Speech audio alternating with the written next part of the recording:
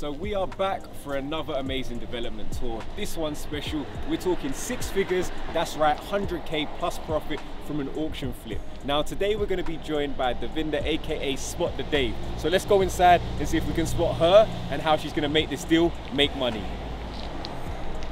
But the good news is we can see materials being delivered to site, which means the ball is about to get rolling. Hopefully we haven't got it too late and we can still see it from the beginning of the project.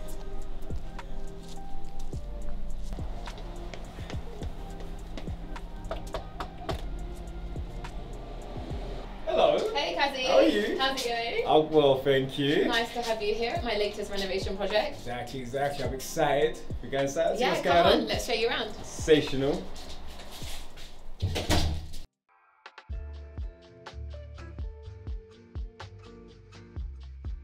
I'm just going to keep doing it. It's cold. It's very cold.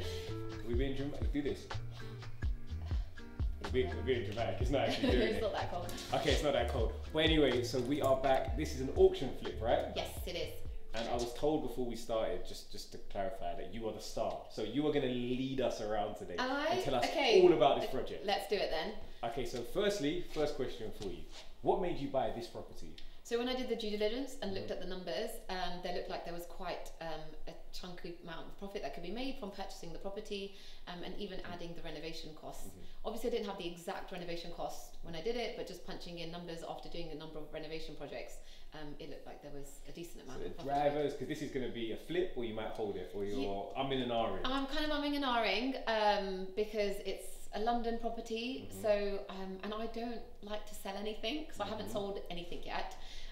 But no, originally it was purchased as a flip, so bought below market value in auction, and then renovate it, converting it from a 1-bedroom, what it was originally, to a 2-bedroom, and then adding the extra bedroom, adding value there. I think 2 key things for me that I took away from that. Number 1 is the multiple exit strategy. I think with the changes in rates, with potentially a slight contraction of the market, I think it's really important when you're stress testing a deal to be able to look at, okay, if I'm selling it, what does the market look like, and is there a demand for the high-end products? If maybe I don't get the sales numbers that I want, can I still exit onto potentially a buy-to-let and still get my money out and go again? So I think the fact that you've got those multiple exits works really well, and then also just driving the value up. Because the ceiling price, I'm assuming, for your GDV, the gross development value for this project, would have been really different if you weren't creating that additional bedroom. Correct, yeah. So adding that extra bedroom has added significant value. You've talked about the climate and the current climate. So since I've purchased the property, I've just paused the video to mention our amazing new sponsor of development tours, Lendlord. Lendlord are an all-in-one platform to help you manage and grow your property portfolio. Whether it's sourcing your next property, analysing a deal, managing your portfolio, arranging finance, and so much more, Lendlord can help you invest in property like a pro. And best of all, it's free. Click the link in the description, you won't be disappointed.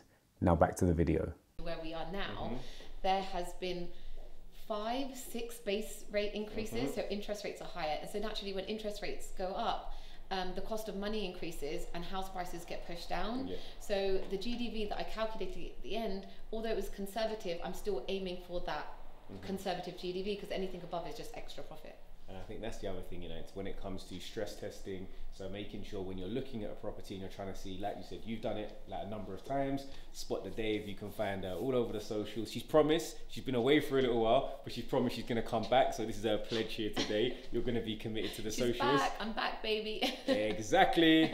But 3 things. So when you're looking at a deal and you want to stress test it, firstly, you've got to think end values, what if prices go down a little bit? You've then got to think refurb costs, and we're going to talk about that. What if they go up a little bit, and have the contingency for those? You've then also got to think of time duration and interest rates. So effectively what that affects is your cost of finance. I think if you calculate those 3 things and take into kind of mid, worst case and best case scenarios, it's a really good way to see if a deal actually does make sense for you. So let's just have a little walk.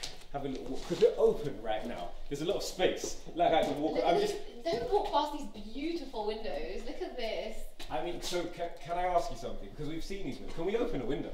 You can. With health and safety in mind, we're going to open this one. We can. However, we are on the. So it's a window.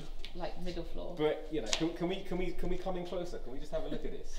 You might end up taking a picture of the neighbours.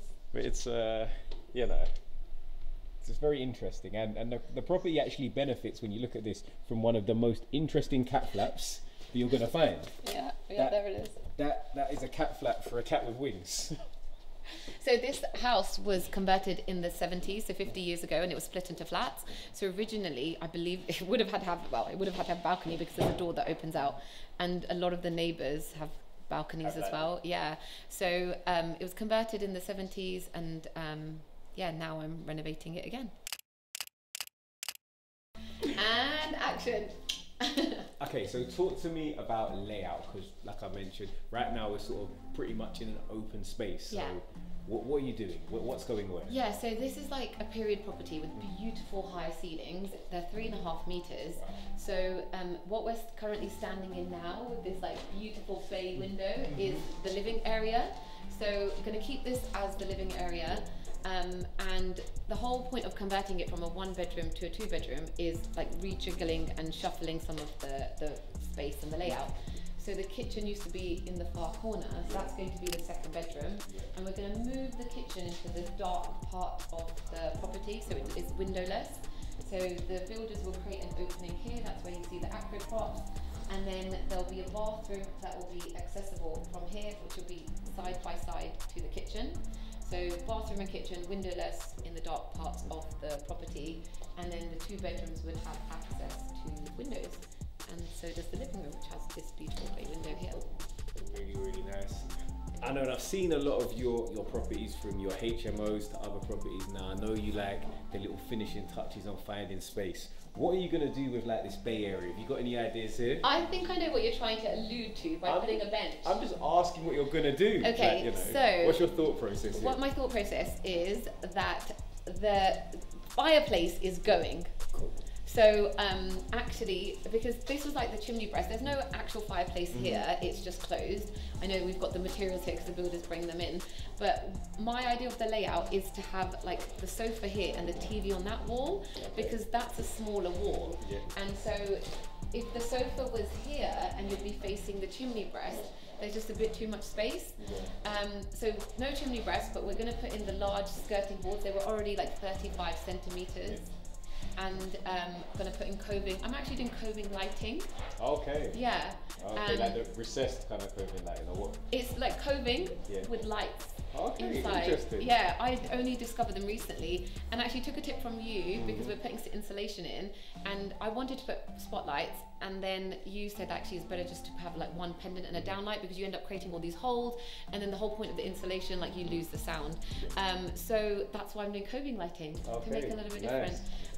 So this will be like a dining area. That's what, because it's so big. I was thinking that, you know, a lot of people would have gone for the bench, but I think it's a waste of space. But then almost. it's where the you can TV have a proper is. dining area in Correct. this space So like, as well. if this was a bench, like the TV should be kind of facing directly you, but the kitchen's directly there. So I've decided this would be like quite a nice dining area, and there's going to be a pendant light here, and then like a pendant light there as well. Nice. So I've got all the electrical plans drawn up, so everything's like all dotted for the electrician to do his magic. Nice. Okay, so I feel like you've already given some good advice, but I'm thinking for somebody who potentially wants to get into buying properties at auction, how many deals do you think you looked at before you sort of said this one, the numbers stack? Probably like, I don't know, 80. 80 deals. So it's a numbers game. You Yeah, have to for look at sure. quite a few.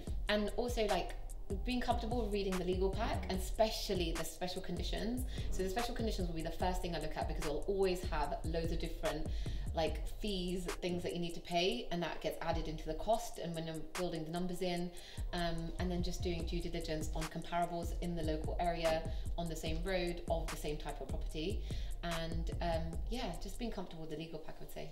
Okay, so that's understanding the auctions. Now let's talk about sort of shareholders or stakeholders in your property. You mentioned that you've got a party wall award with 8 people. Yeah. How do you manage 8 stakeholders to get that across the line and get that signed off? Okay, so fortunately, I had a party wall surveyor that managed the process, so I didn't really do much of like the whole party wall process. However, I did go and knock and like try to meet a lot of the people. So one side managed to sign it off and give consent. So I had 3 people that gave consent, and had 3 people that dissented, that agreed to the surveyor, and this side actually dissented with a another surveyor. So in a party wall award, you have then 2 surveyors, and then they have to choose a 3rd surveyor. So this side is what took a little bit longer. But yeah, building the relationships and knocking up on the doors. I'm quite friendly with the neighbour next door, actually. I go over all the time, and he's always like inviting me in for tea. So that helped as well. Yeah, I think that's it. So if you can build those relationships, you could, for example, save yourself the cost of 2, party wall surveyors, which is gonna cost more money. So I think building relationships, being personable, we say like in business is a people business, so build those relationships. So let's talk numbers. How much did you buy this property for? 331,000. And your stamp duty? 16,500. And what about your build cost? Build cost is going to be in the region of 70 to 75,000. Okay, and then your associated purchase costs?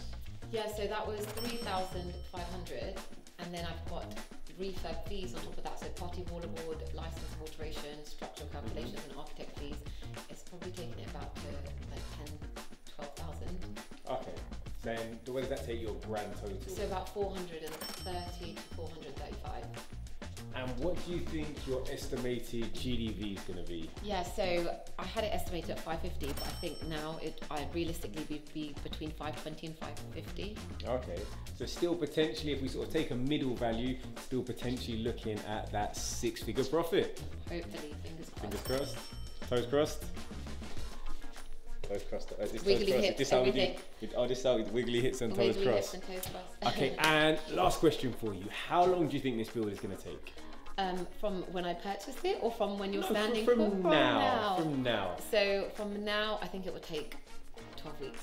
12 weeks. There's Christmas and New Year's in the middle, which obviously slows things down, which isn't ideal. But I think it will be perfectly done before March, so February. Good time to come on the market. Good time to come on the market. So we're saying potentially we'll be back in around 4 months' time to see the finished product. Hopefully see it looking all amazing.